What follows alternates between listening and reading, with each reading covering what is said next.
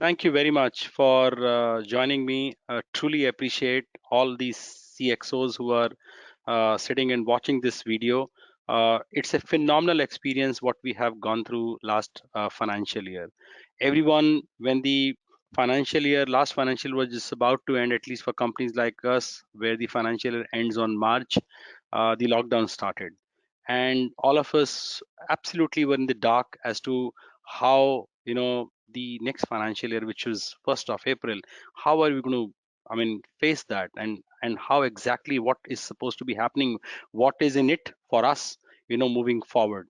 People were absolutely, there was a pitch dark. And when I look at CXOs, I think they were doing phenomenal amount of work to get the business continuity. And because of you people, I want to, thankful to all of you who have actually made our work, our business, and and actually made give us the ways and means to survive. Truly, truly thankful to all of you. Really appreciate all your efforts, what you people are doing, and you're doing a great job. So thank you very much for listening to me today. I'm going to talk about my theme is cybersecurity evolved. And gentlemen, I think each one of us, and 160 years back, when Darwin, spoke about that survival of the fittest, I think that theory is still very, very relevant. Whether you talk about human species, which which gone extinct, and and who survived. Even if you talk about a lot of companies also, Xerox or Kodak or so many companies who again are no more relevant, but there are new companies who have come in and have made a phenomenal amount of presence. So evolution is the name of the game. And when you look at the cyber crimes, day by day they are increasing. How do you actually protect your environment, your entire infrastructure, your entire ecosystem?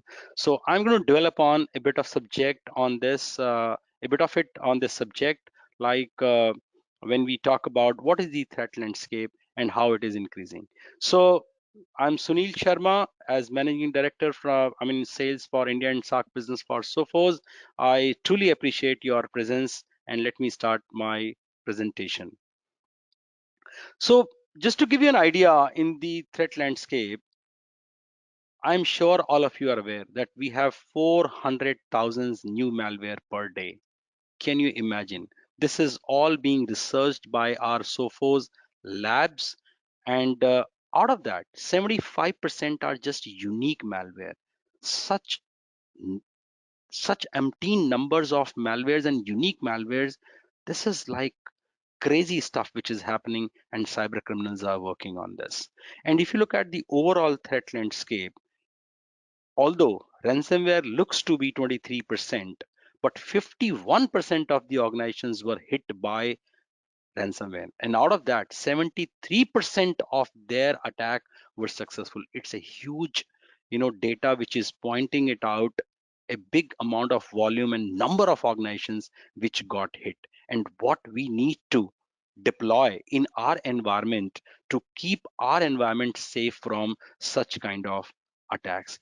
You look at, one was ransomware attacks or phishing attacks, but at the same time, the vulnerabilities have left the scope open for these cyber criminals to, attack our environment. And those vulnerabilities have been increasing year on year.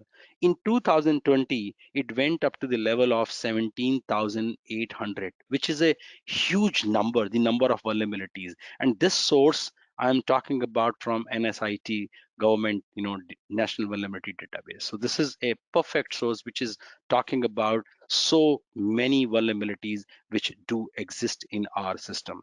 So what exactly, you have so many vulnerabilities. At the same time, you have problem of cyber crime is increasing by virtue of the ransomware attacks and by virtue of other attacks, and you have so many new malwares. The fundamental thing is that in spite of, after the attack has happened, you need at least 13 hours average time. This is again one of the research which was done, and we found that this is minimum 13 hours. I have seen 26 hours, 30 hours, people taking time to understand and discover the threat. where it has happened, how it has happened, why it has happened, how many machines it got spread. That is huge. And if you look at the number of organizations which got hit, was 68% by cyber attack, and each one of them have gone through this process.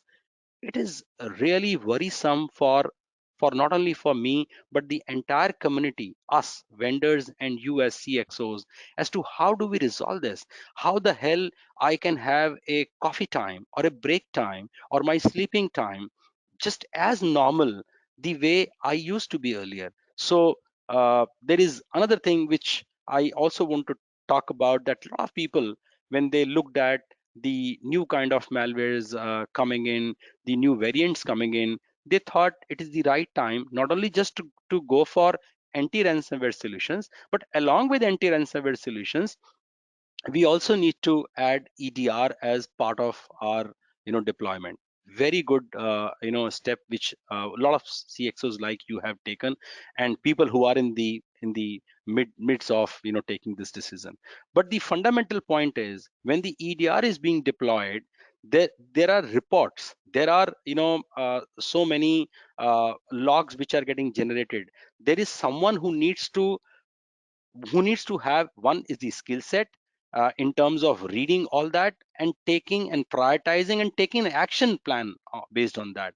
But how many organizations today have such a big kind of cluster of information to be read by the gentleman or a battalion of team which is available?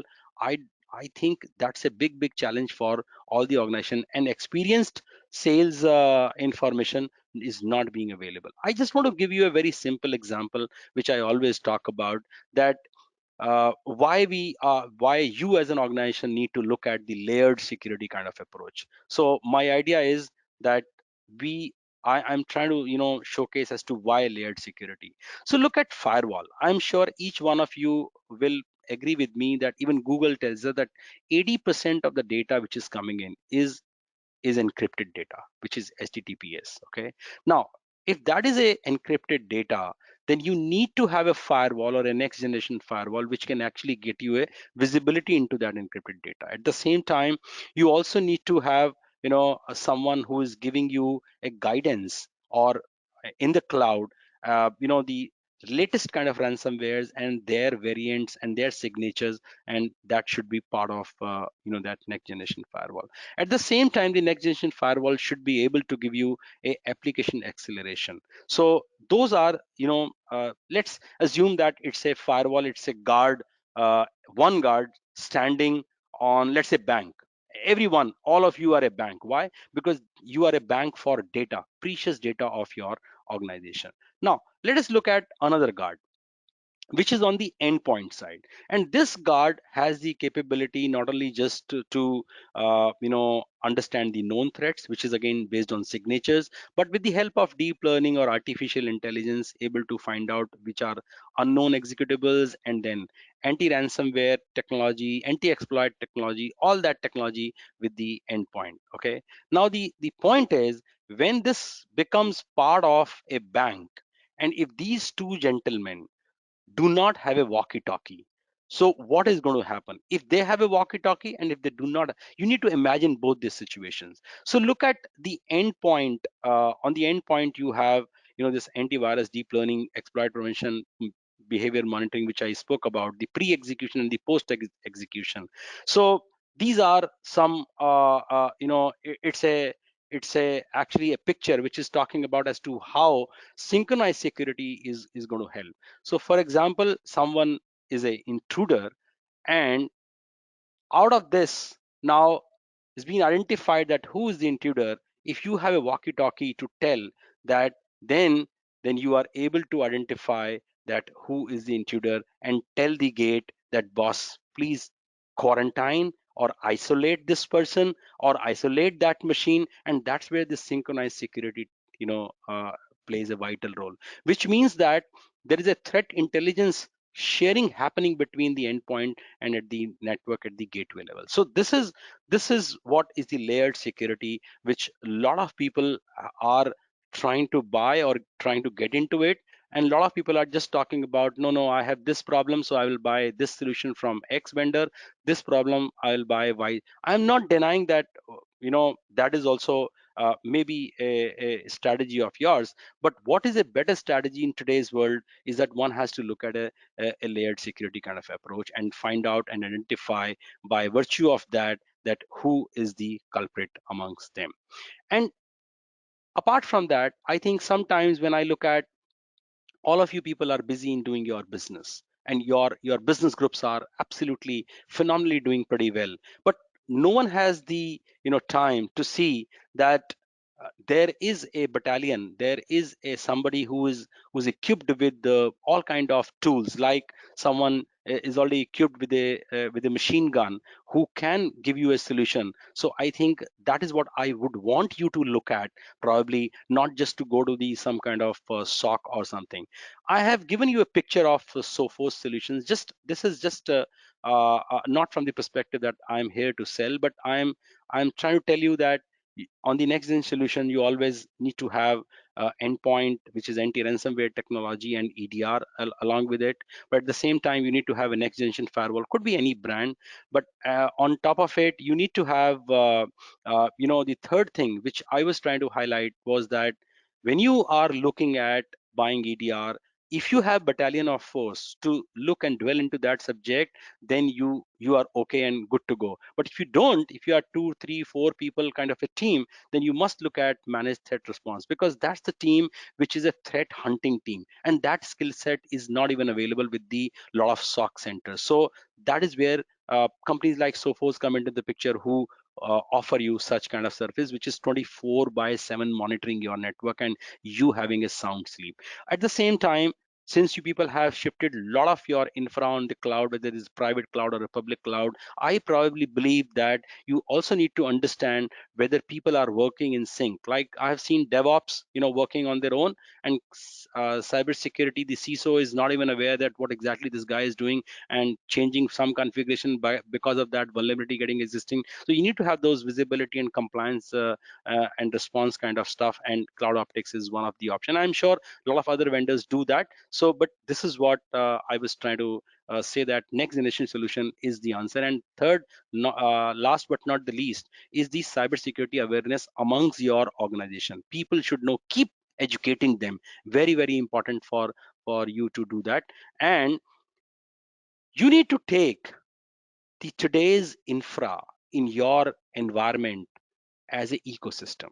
Now, that could be that you have a bit of it on premise, you have bit of it on cloud, you have bit of it people working on remote, which are like a branches for you. So you have to secure the entire ecosystem, not just one. So when you look at that, you have to secure the entire ecosystem. Who as vendors are able to provide cloud on security, cloud on premise, cloud on remote, and and with different kind of vendors on the clouds also, like Azure, Google, and AWS, all the three. So Sophos has that capability, and we are able to provide this kind of security at all the levels. So this is what primarily I thought of giving you that as to how today cyber crime has gone up, number one. Number two, what is that which we need to look at? A layered security approach, which is kind of sync security, which I spoke about, and at the same time, next generation kind of solution, which is kind of MTR, which is managed threat response. And at the same time, you need to look at the awareness program very, very effectively in your organization, so people should understand the difference, what kind of phishing emails have been coming in, and how they need to respond, and what they need not to respond. Very, very important. That's it from my side. Thank you very much, and have a phenomenal day ahead for you, and keep doing good. I think you people are just awesome. Thank you very much. Take care. For more updates from CXO TV, please like and subscribe to our channel.